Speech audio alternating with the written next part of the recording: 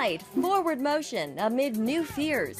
Even with cases of COVID-19 declining, a new variant of the deadly virus rears its head. Prior infection does not protect you against reinfection. As the president leaves Washington to pitch a new relief bill to Americans. They see the pain. And the hidden toll. I want to clarify facts on the nursing homes. New York's governor under fire for hiding nursing home deaths due to the virus. Plus, packing the courts. The Democrats' plan after former President Trump's historic judicial appointments. That unleashes a tit for tat. And happy Mardi Gras. With no parade, Fat Tuesday hits the front porch in the Big Easy.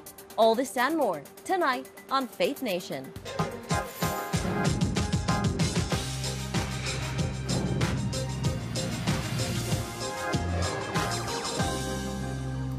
Making the case for COVID relief. Hi, everyone. Welcome to Faith Nation. I'm Jenna Browder.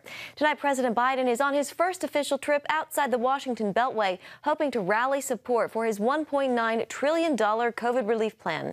This as we get some encouraging news on case numbers that hopefully starts to become somewhat of a trend. CBN White House correspondent Ben Kennedy begins our coverage tonight. Ben? Well, Jenna, the good news is the number of COVID cases is actually down by 62% over the last month alone. That is certainly a positive trend, but health experts warn that a new variant could very well change things. The president is going to continue working on getting the American Rescue Plan passed. That is his top priority. That's why the president is taking his message to Wisconsin, where he'll visit hard-hit communities and drum up support for his COVID relief effort. It's critical, it remains critical, that Congress pass the American Rescue Plan to deliver more aid to struggling homeowners. That's because 2.7 million of them are behind on their mortgage. Meanwhile, the White House is also extending and expanding foreclosure relief programs. These critical protections were due to expire in March, but as part of today's announcement, the foreclosure moratorium and the mortgage forbearance enrollment window will be extended through June 30th. But there were major sticking points keeping Republicans from signing on to a bipartisan version of the bill, including taxpayer funding for abortions. The Biden administration also doubled the vaccine supply sent to local pharmacies this week, hoping to still hit the goal 100 million Americans vaccinated during the president's first 100 days. New coronavirus cases have declined, and hospitalizations from the virus are down by half from the peak last month. Health officials are tracking 7 new variants in the U.S., paying specific attention to the South African variant found in at least 8 states. In South Africa, there were people who got infected with the original virus, recovered, and then got reinfected with this new variant, the South African variant, which tells us that prior infection does not protect you against reinfection, at least with this particular variant. Now, Biden's next stop in Middle America this week is Michigan. It is there he'll tour a factory that is producing the Pfizer COVID vaccine. Jenna? All right, White House correspondent Ben Kennedy, thank you very much. And here now with us, veteran journalist Ray Suarez. Ray, good to have you this evening. I want to pick up where Ben left off and talk about President Biden out on the road, making the case for his COVID relief plan. He's going to be on CNN tonight for a town hall. What do you think his pitch to Americans will be? And Ray, do you think there's any chance here for bipartisanship? Well, this is a gut check time for everybody. Democrats have to consider what they're willing to make a deal on in order to attract Republican votes. And Jenna, Republicans have some peril ahead as well, because they have to figure out how much they're willing to fight to make this a longer, more protracted struggle, how much they're willing to fight to shrink the size of the package when there are 10 million fewer jobs in the economy than there were before the pandemic, when 10 million households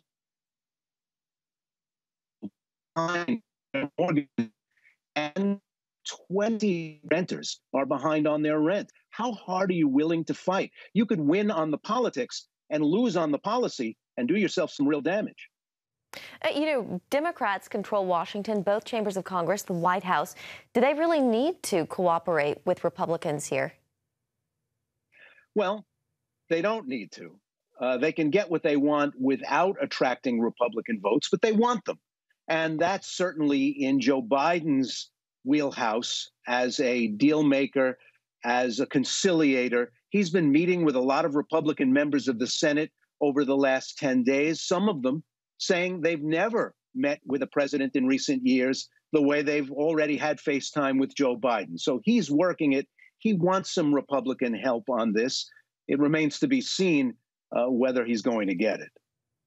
Ray, let's shift gears here a little bit on impeachment. There has been some fallout for GOP senators who voted to convict former President Trump. North Carolina's Republican Party has censured Senator Richard Burr. Louisiana did something similar to Senator Bill Cassidy. President Trump, or former President Trump, though, is still hugely popular in many of these places. Your thoughts on all of this? Those state parties support the former president. There was going to be a cost for a vote like Senator Cassidy's or Senator Burr's.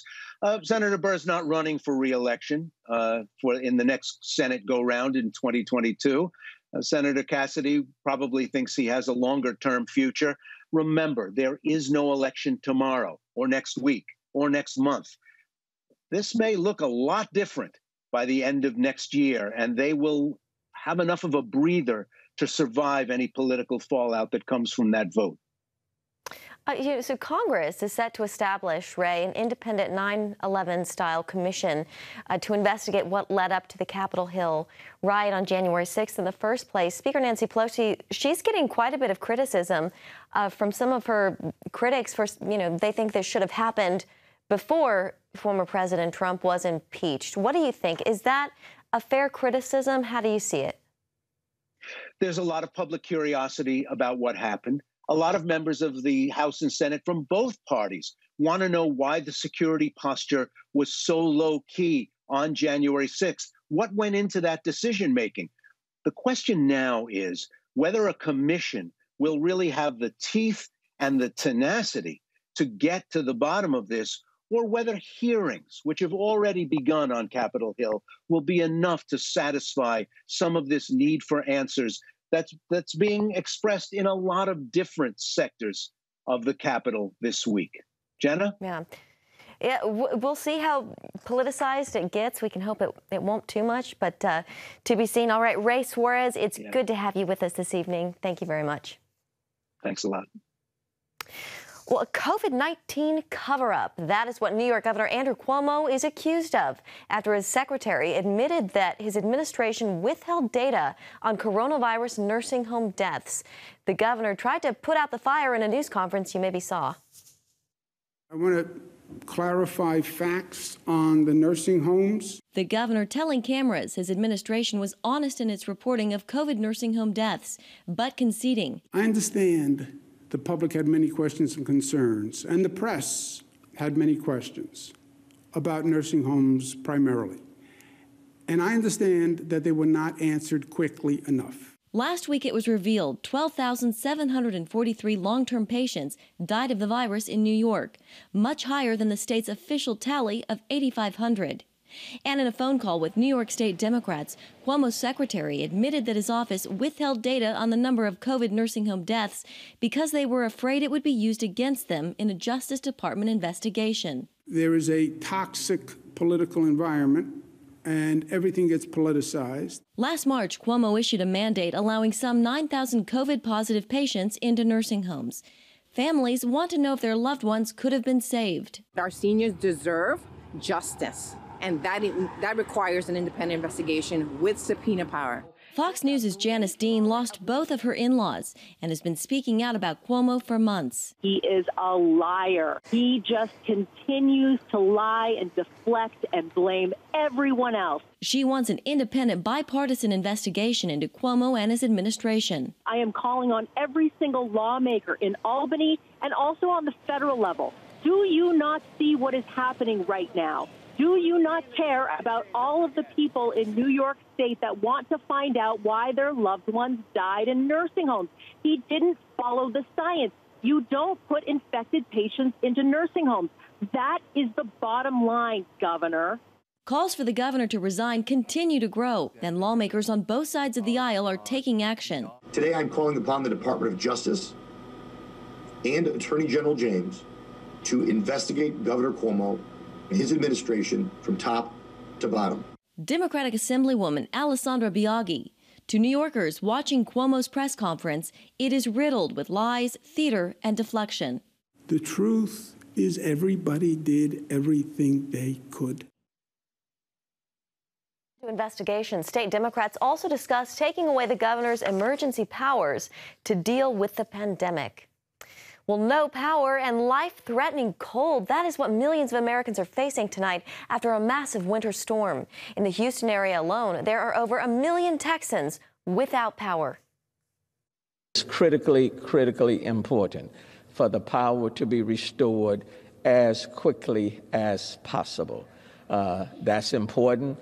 That's the #1 priority, especially for our seniors. And now there's even more danger. Caitlin Burke has more on that and how officials are scrambling to keep things from going from bad to worse.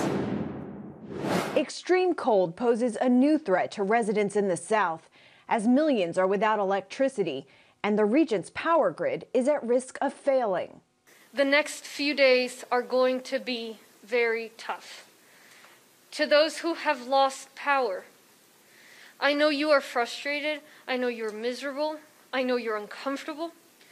I know it is very miserable in this cold without heat. Those who haven't lost power are being asked to conserve their energy, and power officials in Texas and 14 other states using controlled rolling blackouts in an effort to save the grid, something that's never happened before. It's cold. Kids around, trying to stay warm, fireplace, there's no firewood anywhere, no stores open. Officials say new generation power sources like wind turbines have completely frozen over and been taken offline. And even more traditional power generation methods have started to fail in the ultra-cold temperatures. Meanwhile, all of this is playing out in the middle of a pandemic, and vaccine storage facilities are also losing power. The vaccine had reached a temperature that it needed to be distributed and in arms within 12 hours.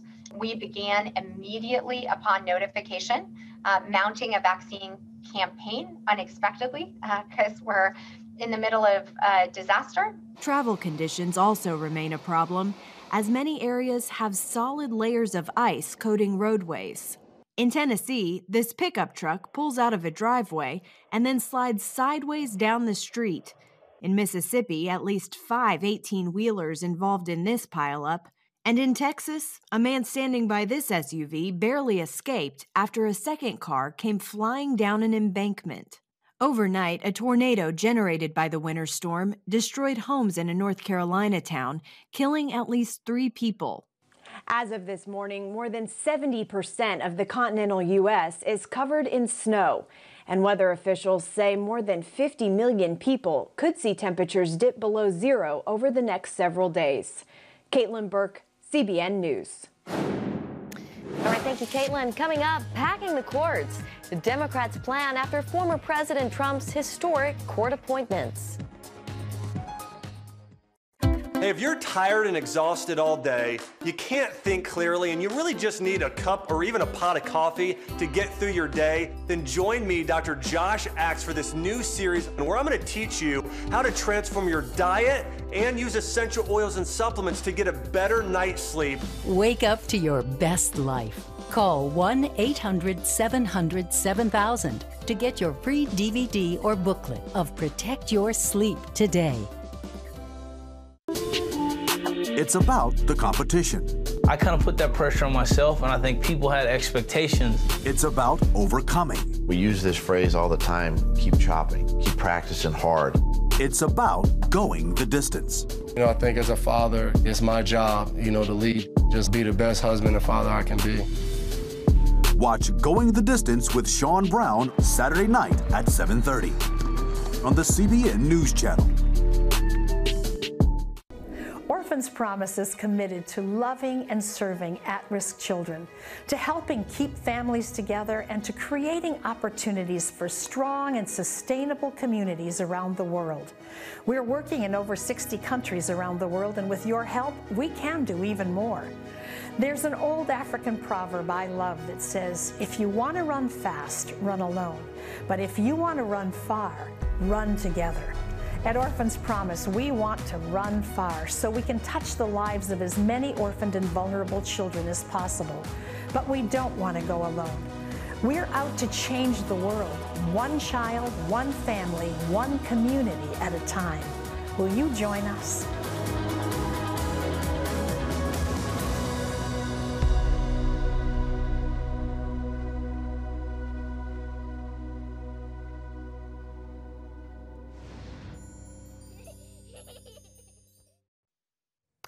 A prediction come true. President Joe Biden moving to alter the U.S. Supreme Court. He's named a commission to study judicial reform. And some groups now are taking that a step further, seeking to change the number of justices and impose term limits. Here's CBN's Paul Strand. Democrats complained throughout Donald Trump's presidency that the Supreme Court had been stolen as he added 1, 2, then 3 justices during his time in office. Now, many of these Democrats feel they have the power to seat at least 6 new permanent justices. That could result in 2 for each Trump pick. If it's 1 stolen seat, from a progressive point of view, packing the court by 2 seats might feel like the only thing that's somehow adequate to remedy the injury. A majority of the Democrats' presidential candidates campaigned to pack the court. Constitutional expert and author of Supreme Disorder, Ilya Shapiro, labels their real motive as taking control of the court. Court packing has come to mean adding seats to the Supreme Court for partisan reasons, for ideological gain. To, issue opinions that are pleasing to the, policy and political agendas of the people who will have packed the court. The Heritage Foundation's John Malcolm says that would lead to real damage. Once you start down that road, you have completely eviscerated the independence of the judiciary. And that is a very dangerous development. Professor Braver also sees the potential harm. Its distinct danger is that it unleashes a tit-for-tat downward spiral of packing. I pack, you pack, I pack, you pack, ballooning the court's size so large that its legitimacy pops. Judicial independence does get destroyed. This may be welcomed by some people on both right and left who think, well, the real problem with the judiciary is they strike down too many laws and regulations. So if we intimidate the judiciary into submission, then the world will be a better place. But all this could turn the much respected Supreme Court into just another bunch of politicians, which is not much more than a lapdog of whichever party controls the White House and the 2 houses of Congress. It's not that Congress or the presidency have this great respect and they want to pull the court up to their level. In fact, this would indeed drag the court further down into the muck, into the toxic cloud that's enveloped all of our discourse in Washington. Joe Biden is following through on a campaign promise regarding courts by setting up a commission to study judicial reform. Why? President Biden said at one point that he's not a fan of court packing, but that the courts are somehow out of whack. One of the more accepted reforms might be imposing 18-year term limits on the justices. That would get rid of, for example, these morbid health watches over octogenarian justices or politically timed retirements, arbitrary vacancies as they arise. I'm less bothered by it because that would be more ideologically neutral, if you will. There would be a vacancy on the Supreme Court every 2 years, and it would eliminate these vagaries where vacancies depend on chance, like whether a particular justice gets sick and passes away or retires. But whatever reforms Biden's commission proposes may come to nothing. These commissions are what politicians use to kick the can down the road. So hopefully 6 months from now, it won't be such a burning issue and they can safely ignore whatever report comes out. Paul Strand, CBN News, Washington. Thanks, Paul. And when we come back, Christmas trees in Saudi Arabia, how reforms are making life slightly better for Christians in the Islamic kingdom. You're watching CBN's Faith Nation. Daddy? Yeah, buddy. How many nickels are in a dollar? There are 20 nickels in a dollar. How do birds fly? Does milk really make my bones stronger? Yeah. Daddy, when we die, will we go to heaven? Do you have the answer to life's biggest question? Call the 700 Club. We'll help you find answers to the important questions life brings your way. Watch breaking news, in-depth exclusive stories and programs from health to entertainment you won't find anywhere else. The CBN News Channel, a perspective you can trust. Enjoy credible news reporting from around the world. Discover inspiring programs and stories of hope, all in one place from a Christian perspective. The CBN News Channel, a perspective you can trust. To watch the CBN News Channel, download the app or visit cbnnewschannel.com. Hello, I'm Dr. David Perlmutter, board-certified neurologist and #1 New York Times bestselling author. Wouldn't it be great to boost your energy, eliminate brain fog, and even reverse brain disease? Well, you can, and I'm going to show you how, along with some of the world's most well-respected brain experts in this DVD, Protect Your Brain. Get Protect Your Brain, a free DVD only from the Christian Broadcasting Network, featuring experts on the cutting edge of neuroscience and brain health. No matter how many times you've failed in the past, you really can do this. In Protect Your Brain, you'll discover simple strategies to keep your brain young and healthy. Improve your memory. Discover the gut-brain connection. In Protect Your Brain. Get your free copy at cbn.com or call 1-800-700-7000. If you want to improve the quality of your life, get the DVD Protect Your Brain and get it today. Well, the Crown Prince of Saudi Arabia is making good on some of his promises to reform his Islamic kingdom. Even Christians there are noticing a difference. Jennifer Wishon explains. Christmas trees, talk of a future Christian church? No, this isn't a fantasy. The Kingdom of Saudi Arabia is making and considering changes once thought impossible. And for more on these developments, we're joined by Johnny Moore, who is a commissioner on the U.S. Commission on International Religious Freedom. Johnny, thanks for being here. It's a pleasure, Jennifer. Thanks for having me. You know, Johnny, when we talk about Christianity in Saudi Arabia, we know that the Christians cannot worship publicly, nor can any other faith. But I understand there are some bright spots in terms of Christians in Saudi Arabia. Tell us about that. Years and years of reforms are making progress. So, for instance, you hardly ever hear anymore. In fact, I haven't heard in almost 2 years about any private worship service being raided by Christian worship service being raided by the Saudi authorities. You know, the current Minister of Islamic Affairs in Saudi Arabia previously was the head of the religious police. He reformed the religious police, taking away a lot of their authority, a lot of their power. You know, and increasingly, you know, the rumors that Saudi Arabia might actually consider having a Christian church, you know, in the kingdom in some capacity. You know, whether that would be somehow attached to the diplomatic quarter where a lot of expatriates are, whether it's in in one of the new cities that are being created, like the city of Neom, which has the significance of being at an area where you know many Christians believe might have very well been the place where Moses crossed the Red Sea with the children of Israel. I mean, it's almost like, why wouldn't there be, you know, a Christian place of worship associated with this new city in that new part of the kingdom? At this point, these are all rumors, but the very fact that they are rumors is significant. I would love one day, you know, to celebrate Christmas on the Arabian Peninsula. You know, and this year, by the way, they allowed Christmas trees, you know, in the kingdom, in the kingdom, which is another, it seems small to us. It's not small to a country that has for many decades prided itself in keeping all of this far away. The Crown Prince, who has been setting a lot of this in motion, recently in the past week or so said, hey, it's time to reform our judicial system. It's time to actually write down some of these laws so that these rulings aren't so arbitrary. The legal system has always been an issue because officially in the Kingdom of Saudi Arabia, the Quran and the unique interpretation of Islam, you know, that has traditionally been at the heart of the kingdom is the law. And so for the Crown Prince of Saudi Arabia to say, no, we're going to have laws like the rest of the world, and we're going to put those laws down on paper. I mean, this is an astonishing reform. Now, to be clear, you know, the Kingdom of Saudi Arabia has about as far to go as any country in the world, you know, when it comes to religious freedom.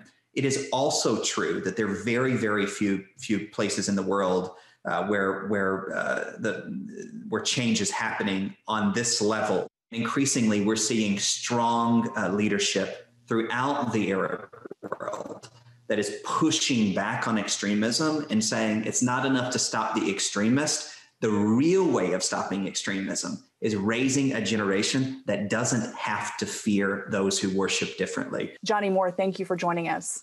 Thanks for having me, Jeff. Still ahead, it's Mardi Gras, COVID and all.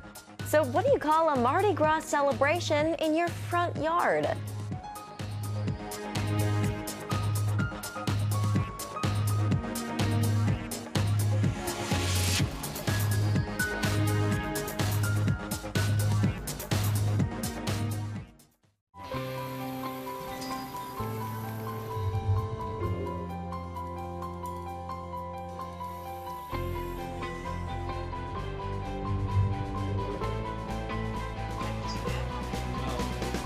I am Region's first ROTC graduate student.